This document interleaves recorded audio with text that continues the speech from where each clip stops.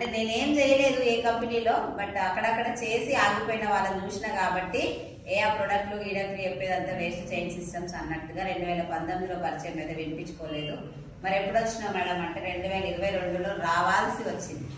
ఎందుకంటే నాకున్న కొన్ని హెల్త్ ప్రాబ్లమ్స్ వల్ల, నాకు హెల్త్ ప్రాబ్లమ్స్ వచ్చేసి ముఖ్యంగా బ్రెయిన్లో క్లాట్ ఉండేయండి, ఫిట్స్ వచ్చేది, షుగర్ ఉంది, కరోనా టైంలో కరోనా వచ్చింది. కరోనా తగ్గిన 10 నెలల గ్యాప్ తోటే పక్షవాతం కూడా వచ్చింది నాకు. అట్లా అన్ని ప్రాబ్లమ్స్ మెడిసిన్స్ వాడి టాబ్లెట్లు పెరుగుతున్నాయి తప్పితే రిజల్ట్ ఏ మాత్రం లేదు.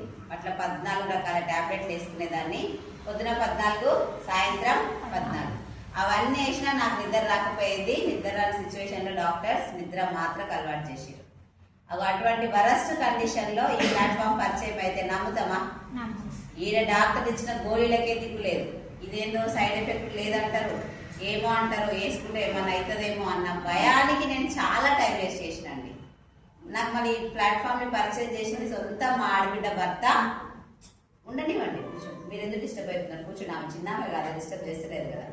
Good morning. సొంత మా ఆడబిడ్డ భర్త సత్యం సార్. కానీ నమ్మబుద్ధి అవుతుందా? నాకు ముందే ఇంకేందంటే 2019లో ఇది బిజినెస్, ఇందులో డబ్బు వస్తుంది అన్న విషయం నాకు తెలుసు.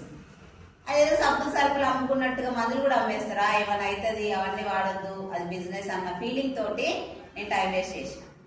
అప్పుడు వినేటట్లేదు అని చెప్పేసి వాళ్ళ పైన ఉన్న సైజు సార్ని తీసుకొచ్చి నాకు హోమ్ మీటింగ్ చెప్పిస్తే సార్ నాకు ఒక క్లారిటీ ఇచ్చింది. సార్, బయట ఇంగ్లీష్ మెడిసిన్కి ఇక్కడ ఉన్న సప్లిమెంట్కి తేడా చెప్పాడు.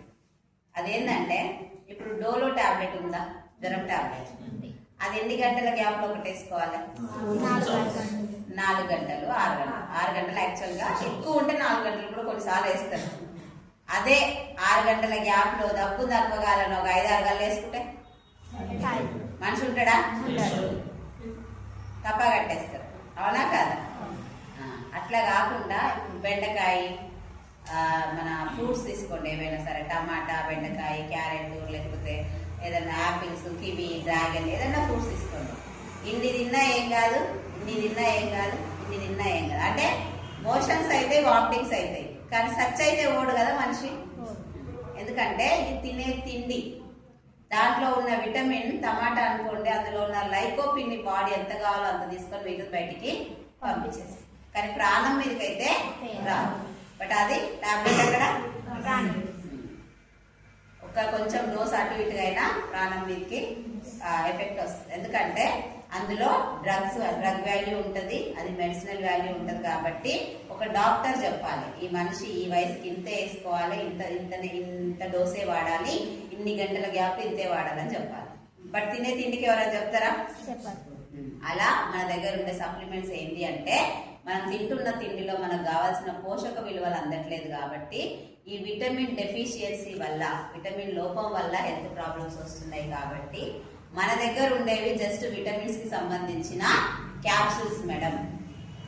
ఇప్పుడు ఎగ్జాంపుల్, కలమంద మంచిది అంటారు పెద్ద మనుషులందరూ, కానీ తింటున్నామా?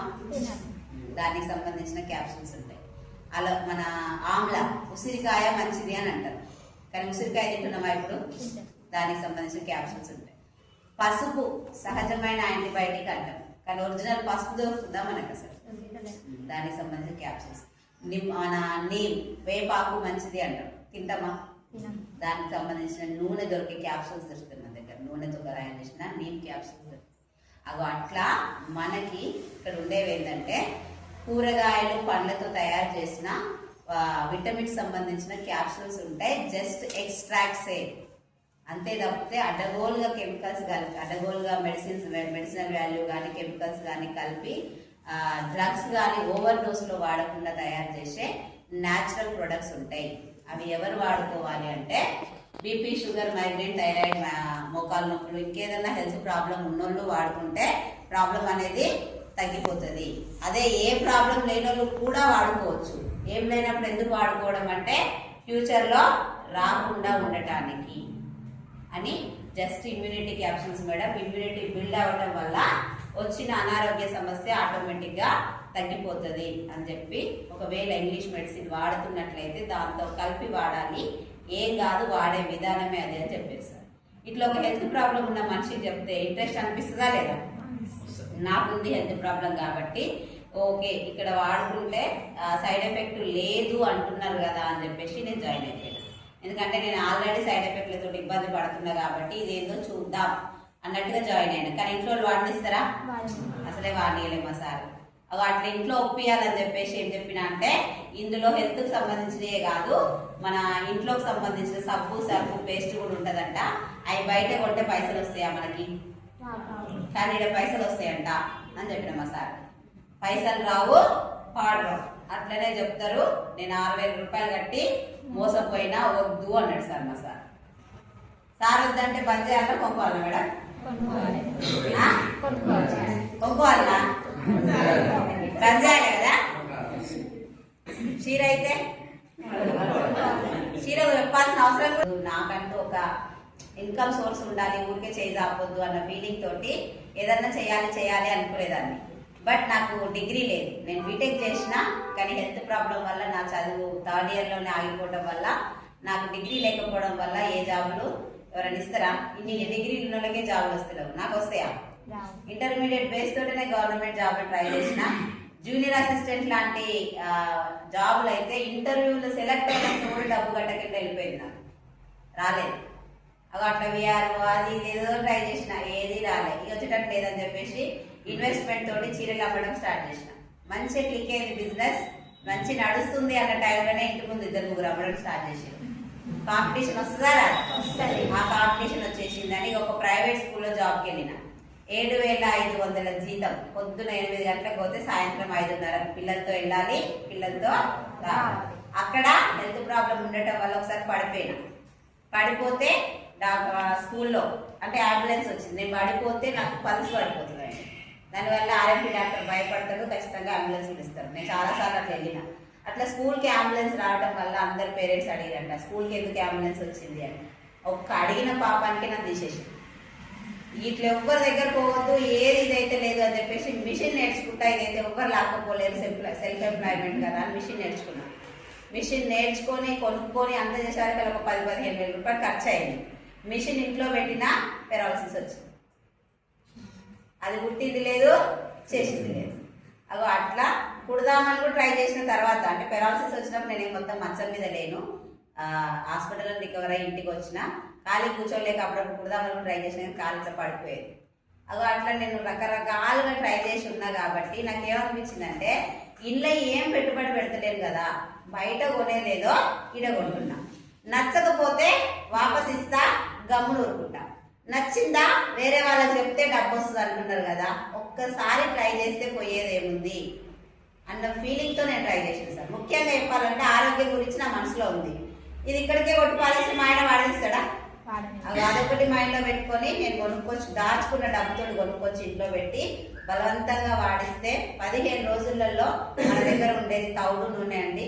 నాకు సార్ ఏం చెప్పిండంటే మీటింగ్ చెప్పినప్పుడు, మన దగ్గర బయట నూనెలు కల్తీ ఉంటాయి సార్, కల్తీ ఉంటాయి మేడం అని చెప్తూ మన దగ్గర తౌడు నూనె ఉంటుంది. తౌడులో గామా ఒరైజినల్ అనే విటమిన్ ఉంటుంది. అందుకోసం పెద్ద పేగులో ఉన్న చెడు ఫ్రీ చేస్తుంది, మోషన్ ఫ్రీ చేస్తుంది, ఆకలి ఎక్కువ చేస్తుంది, థైరాయిడ్ హార్మోన్ స్టిమ్యులేట్ చేస్తుంది, వైట్ డిశ్చార్జ్ కంట్రోల్ చేస్తుంది, అసిడిటీ ప్రాబ్లమ్ ని కంట్రోల్ చేస్తుంది అని చెప్తే నాకు ఏమనిపించిందంటే నూనె గురించి ఎక్కువ చెప్తుండే సార్ అనిపించింది. అట్లే పెట్టినాము. పెడితే ఏమన్నాడంటే నువ్వు చెప్తే నమ్మవని నాకు తెలుసమ్మా, మీరు వాడండి, మీకు నచ్చితే చెప్పండి, నచ్చకపోతే నాకే రిటర్న్ ఇవ్వండి అన్నాడు. ఆ మాట ఒక్కటి నాకు నచ్చి ఇంత కాన్ఫిడెంట్ గా చెప్పిండు కదా అని నూనె వాడించిన. నూనె కాదు దాదాపు ప్రొడక్ట్స్ అండి 3,600 పెట్టి కొన్నా. నేను ఫస్ట్ టైమే కొన్నా. అన్ని వాడి అన్నిట్లలో కన్నా నూనె రిజల్ట్ బాగా వచ్చింది. మా సార్కి గ్యాస్ట్రిక్ పెయిన్ ఉంటుండే. ఎంత పెయిన్ అంటే ఎడమ చేయి గుంజితే ఈసీజీ ఎన్నో సార్లు తీపించినాం మేము. ఆ ఈసీజీ తీపియడం, గ్యాస్ బిల్లలు వేసుకోవడం, పెయిన్ కిల్లర్స్ మింగి మెడికల్ షాప్ ఊరికి అనేది. ఇన్ని మింగొద్దన్నా కిడ్నీలు ఖరాబ్ అయితే, ఇన్ని మింగొద్దన్నా కిడ్నీలు ఖరాబ్ అయితే అని చెప్పేది మా సార్. అంత సివియర్ గ్యాస్ట్రిక్ ఇరిటేషన్ 15 రోజులు నూనె వాడితే తగ్గిపోయింది. పిల్లలు సరిగ్గా అన్నం తినకపోయేది, ఆకలి కాకపోయేది, తినకపోయేది.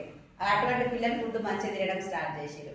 నాకున్న ఒక సైడ్ ఎఫెక్ట్ కూడా తగ్గింది. ఈ 3 రిజల్ట్లను చూసి మా సార్ ఏమన్నాడంటే వద్దు వేస్ట్ అన్నోడు ఏమన్నాడంటే ప్రొడక్ట్ బాగుంది వాడుకుందాం కానీ బిజినెస్ వద్దు. బిజినెస్ ఎందుకు వద్దు అంటే వాడుకునే తరుణంలో ఇళ్ళ కాలం చెప్తామా చెప్పమ్మా? చెప్తాం. తెలిసిన వాళ్ళకి, పరిచయస్తులకి, ఫ్రెండ్స్ కి, కొలీగ్స్ కి, ఎదురింటోళ్ళకి, పక్కింటోళ్ళకి చెప్పినాం. అందరు చెయ్యుర్రి బాగుంటది అని చెప్తారా, వద్దు వేస్ట్ అని చెప్తారా? మాకు కూడా గట్టే చెప్పారు. ఎవడు జాయిన్ అయ్యేటట్లేడు, మనతో వర్కౌట్ అయ్యేటట్లేదు అన్నట్టుగా మా సారు వద్దు అన్నాడు. వద్దు అనేసరికి నేను కూడా చాలా మంది ట్రై చేసి వదిలేసి కూర్చున్నా. కానీ మనల్ని జాయిన్ చేసిన వాళ్ళు వస్తారా, వెళ్ళిపోతారు అక్కడనే? మీ ఇంటికి వచ్చిరా? అప్పులో బంద్ చేస్తారు కానీ వాళ్ళు బంద్ చేయరు, వాళ్ళు వదిలిపెట్టరు మనల్ని. అవునా కాదా? అట్లా మా ఇంటికి వస్తే నేను నోటి మాటకి విని రాలేదు సార్. ఎంఎస్ఆర్ గారు, మన టీం పెద్ద ఉన్నాడు కదా సార్, ఆ ఎంఎస్ఆర్ గారి బ్యాంక్ స్టేట్మెంట్ చూసి బిజినెస్కి వచ్చిన. ఆయన నాకేం చెప్పిండంటే, నేను కూడా ఇంటర్మీడియట్ ఫెయిల్, చదువు లేదు, ఒక బండి మీద బట్టల వ్యాపారం చేస్తే 20 లేదా 30 వేలు కూడా సంపాదించేటోని కాదు, 1600 ఇంటి రెంట్ కట్టలేక తప్పించుకొని తిరిగేటోళ్ళు. ఓనర్ ఫోన్ చేసి, ఏదయ్యా ఫోన్ ఎత్తవు, ఎందుకు ఫోన్ చేస్తున్నావు అడగవా అంటే, నువ్వేమైనా చుట్టానువా పట్టానువా, నాకు ఎందుకు ఫోన్ చేస్తావు, రెంట్కే చేస్తావు, లేవు పైసలు అని చెప్పేటోడంట. అటువంటి స్థాయి నుంచి 3 సంవత్సరాలు అయింది నేను ఈ బిజినెస్ చేయబట్టి. ఇప్పుడు నాకు 3,66,000 అని బ్యాంక్ స్టేట్మెంట్ చూపించింది సార్. ఫస్ట్ ఇన్కమ్ 180 రూపాయలు, ఎట్లా పెరిగింది, ఎట్లా తగ్గింది, 3 సంవత్సరాల స్టేట్మెంట్ చూపించింది నాకు ఆయన. ఆయన ఇంటికి వస్తే అప్పుడు పేపర్ ఇట్లా ప్రింట్అవుట్ తీసుకొని పేపర్ పట్టుకొని వచ్చేది. ఆ పేపర్, ఆ ప్రింట్అవుట్ చూసి ఇంట్లో డబ్బులు అయితే ఉన్నాయి, ఒకవేళ చూద్దాం, నచ్చితే ఆలోచిద్దాం. ఎవరికైనా డబ్బు అవసరం ఉంటుందా, ఉండదా? ఎంత ఆరోగ్య సమస్య వచ్చింది అంటేనే డబ్బుకి ఎక్కువ అవసరం ఉంటుంది సార్. ఇదేంటో నేను అడిగిన సార్ని చూస్తేనేమో సబ్బులు వచ్చేవేమో లక్షలు, తక్కువ చెప్పురు సార్, ఎవరు నమ్ముతలేరని చెప్పాను. ఎందుకమ్మా నేను ఎందుకు తక్కువ చెప్పాలి, నాకు రావట్లేదా అన్నాడు. Good morning. Good morning. కొంతమందికి బోర్ కొడుతున్నట్టుంది. బోర్ కొడుతుంది అంటే మీరు ఆల్రెడీ వేరే మీటింగ్ కానీ విని నెట్వర్క్ లక్షలు అంటారు, సబ్బులు అంటారు, జనాలు నమ్ముతలేరు సార్, ఎవరు వస్తలేరు అన్నా. ఎవరు వస్తలేరు అంటే ఏం చెప్పినావు తల్లి అన్నాడు. ఏం చెప్పినా, నేను కొనుక్కున్నా, నేను జాయిన్ అయినా, నేను కొనుక్కున్నా, మీరు కూడా కొనుక్కోరా అని చెప్పిన సార్ అని చెప్పిన. అంటే జాయిన్ అవ్వమని అడిగినవా అన్నాడు. అవును అన్న. జాయిన్ అవ్వమంటే భూమి మీద ఎవరు జాయిన్ కారు అన్నాడు.